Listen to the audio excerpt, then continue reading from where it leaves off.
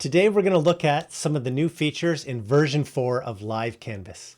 Hello, I'm Arlie. I am a big-time LiveCanvas enthusiast. You may have seen me in the Discord group.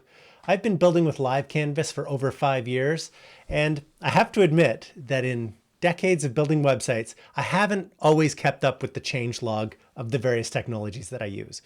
But today's changes in LiveCanvas are worth your attention. So let's just dive in and look at 6 features of the latest version of this plugin. Here are the 6 things we're going to talk about. There will be links in the description to the timecodes. We're going to start with AI and the ChatGPT integration. One of the most epic changes to LiveCanvas of all time is the integration of ChatGPT. Here is a new settings page on the back end of WordPress. So LiveCanvas lets you put in your OpenAI API key here. There's a handy link. Just make sure you have your ChatGPT subscription all set up before you add the API key. Otherwise, you can get an error. Then here you can include information that the AI will keep in mind as it's generating text for you. It's like context for it. So it says what your business is about, include information about your company, such as services, opening hours, address, frequently asked questions, language, and tone. So this can be a really powerful thing just to give the AI context as it's going to generate some of the text. Let's just see this in action. Okay, so check this out. Our latest news and articles, let's change that. So I'm going to go here to my AI assistant, and I'm going to ask that it rewrite this block to be about latest products. And we will ask AI. And that was really quick. So our latest products, explore our newest offerings designed to enhance your practice. If I had given more context about what the products were, we would have got some better things here. That's pretty good, but let's make the headline blue and ask AI. Pro. Whoa. Check this out too. So here we can change the model from the 4.0 mini to the turbo, the regular 4.0. Models is something that OpenAI has created, like just subtly different versions. And the mini is the default because it is the most cost effective and really well balanced with the quality of code that it comes out with. You might want to experiment with these. You know, apparently the 4.0 is just like the full thing. Will it do better code or better writing? These are the things that change day to day, and it's nice that LiveCanvas has integrated just the option to switch between the models. So that's ours to play with as we experiment with this technology. We also have ready-made prompts. Use fewer words, use more words. Check these out. There's a lot of really clever presets, really great stuff here with languages, changing the tone, and text creation. So super helpful for helping you write drafts of your content. But that's not all. So let's just add a new section and do something from scratch. So I'm going to click into this section. We're going to do grid builder. Let's just do a single column. So I'm asking it to make me a tab set with 3 tabs. So we're going to ask for that now. I'm intentionally letting it load so you can just see how long it takes. It depends really on what you're doing. So here's my tabs. They're working as predicted. Perhaps my picture-in-picture is a little bit in the way. So let's look at this code just a bit. I really love just how good this code can be. So you can see that it's using ARIA controls. So like just out of the box, the AI is including these helpful tags that help screen readers and search engines understand the context and the relationship between this tab label and the content that it goes with. So right off the bat, 10 out of 10. ARIA isn't on everybody's radar, but accessibility is super important to the usability of our websites. I also want to call out AI is not always consistent, just as the people that we work with are not always consistent. But in the past, when I've asked for this exact thing, sometimes on the ID of this, it'll call it specs. Sometimes it's specification, sometimes it's specs. And it just delights me that it's not consistent. And when it does do the short form that people would do, it just warms my heart somehow. And so when you are writing this code, you can actually ask it to be a little bit more mindful of accessibility or things like schema.org tags. The ChatGPT does an amazing job writing your first draft of the code. The last thing I want to show you with AI is how it can work from a screenshot. So let's just stick in another single block here. Got to zoom out. And so I'm going to select on my block here, choose my AI assistant, and let's do screenshot to code. I have a couple screenshots here on my desktop. The first one here is this table screenshot that I got off Wikipedia. Tables are a hassle to write. And so this is how I'm going to be making tables for the rest of my career. We're uploading that image. We're going to convert it to code, and let's just see what ChatGPT does. Okay, so check it out. It's written my table. It's got placeholder images in there for me. Let's look at the HTML on this really quick. I want to highlight that it has used the table head syntax for the top row there, which is just amazing. This is exactly how I would want my table stuff to work every time. So, and of course, you want to keep in mind that with the Bootstrap docs, you should be familiar with this site. If you're not, this is getsbootstrap.com. In here, you would see all the other options you have for tables with hover and row colors and stuff like that. But you could also ask the AI to come back and do some of that. This is a game changer. I love that I don't have to go to ChatGPT, ask for something, copy paste code, come back here. It's just happening in context. Let's do another one.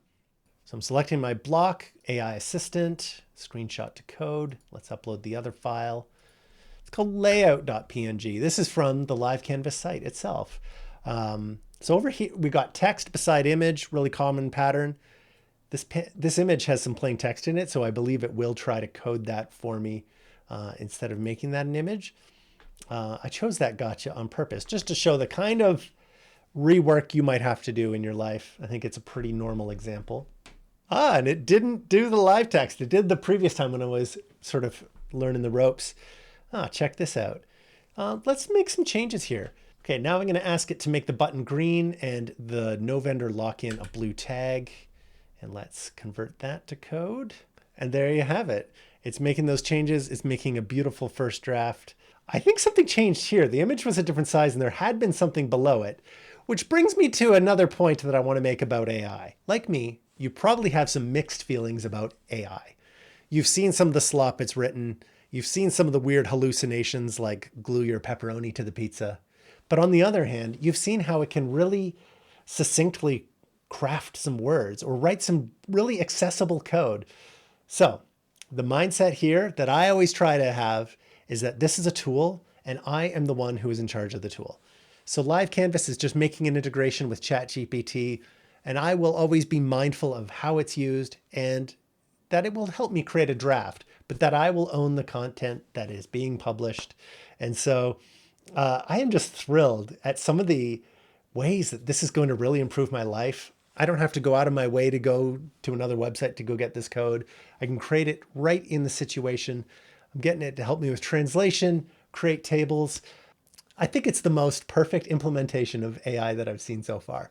Like, it's just where I want it, when I want it. It's not doing everything. It's not working by itself, but it is a tool in my hands. Next up, Loops&Logic by Tangible. Just moving the picture-in-picture out of the way. Check this out. If I hit add a section and I scroll down, go to dynamic post loops, I can insert my blog posts in pretty interesting ways. So I'm going to hit save on that. Now on the front end, you can see there's a loop of all my posts with the featured image in the background. There's the title, there's the excerpt. And just as a quick aside, I just made in this demo site just like a few very simple posts, and they've got a featured image. There's the title, the text. So Loops&Logic is allowing me to do a loop in way more dynamic ways. This is super powerful. We're going to dig into this in another future video on this YouTube channel, so get subscribed. Let's check this out. So I want to edit this block at the HTML level. And in here, you can see there's an HTML tag here called Tangible and has a class of live refresh. If that wasn't there, let me just typo that. You'll see it just defaults back to, just has some placeholder information. Let me restore that. And then within here, there is this element here called loop. It's getting the type of post. So you would change that to your custom post type if that's what you wanted. You've got your count, your order, and your order by. Within that, it does the loop of every one of those things. And there is this notation here to get the field image. And then there's some conditional logic here. So there's an if statement to get the image, and there's an else. That's what the fallback was that we were seeing. And within that, we have the field URL on this link. We're getting the field title with this tag here, field and name equals title.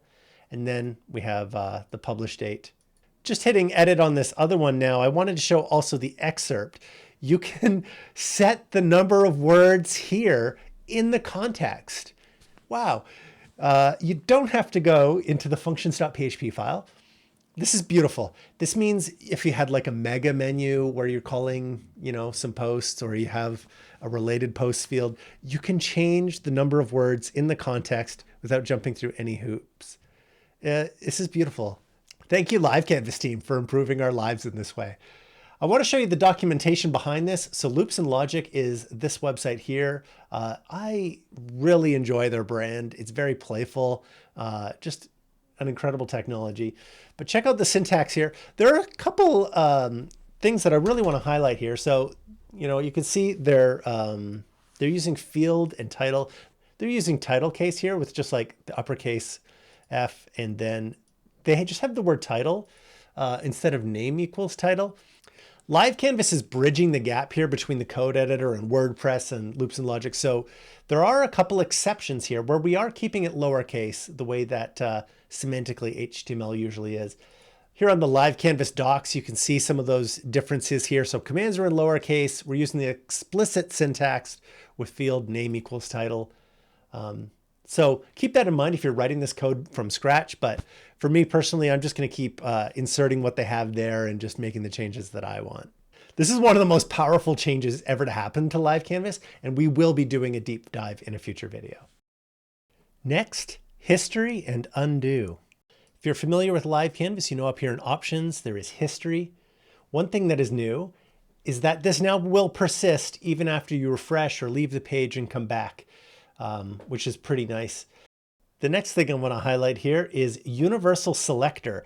So as I have my cursor over this text block, you can see I have options to edit the parameters of the block itself by just clicking the little menu icon. And you can also tell that the block is nested within a column, which is within a row, which is within a container, and that's within a section. So helpfully, it just gives you these options. You can click into these things and just get the context menu of those blocks. However, you may want to even be more nitty-gritty than that. What if I want to just edit this H2 or this paragraph? Now I can click universal selection at the top bar here. And when I hover over things, I can select the LI, I can select the paragraph, I can select the H2. And sometimes, I don't know if you've ever played with something like this where you're trying to select the menu and it's jumping between maybe block and column. If I hold down the command key on my Mac, it's probably the control key on Windows. I can now move away from that, and it still knows that I'm locking in whatever was selected when I hit command. And now I can get to those things really easily. Now let's just do a real world situation here where I would use the universal selector. So I'm just going to insert one of these heroes. And as I'm hovering over things, I'm able to see what I want to manipulate. But let's imagine I want this to not be centered text. I want to do left aligned. As I hover, I can also see these class names here. So that's going to help me find, here's text center. So it's really easy to see where that class is taking effect. It could have been, on the H2 and on the paragraph as well, but here I'm able to find it. I can click, select on that, hit edit properties, go to layout, change that there, or alternatively, and more likely, I would come here and just edit the text like so. In Bootstrap, it's also called text start. It's a really nice quality of life improvement. Next, let's look at partial code editor includes parent element. So if I select this section and hit HTML editor, now the first line of code is the section itself. Previously, this would just edit the contents of that section, and you would have to use go to parent to get to this level. But now I'm just editing the parent element, and that will be useful to me every single day. Global JavaScript helper. You can find your global JavaScript in your edit main HTML. I like to use the command E, or even if you're just going in to edit the HTML on any other element. So there's the global JavaScript. Any JS I put in here is going to be happening across the site. If you only want JavaScript to happen on this page, of course, you would just edit main HTML and you would include it there this way. So that's your first look at LiveCanvas version 4. Check out the link in the description. There will be some more deeper dives into these features in future videos. And don't forget to subscribe to the YouTube channel for more LiveCanvas features.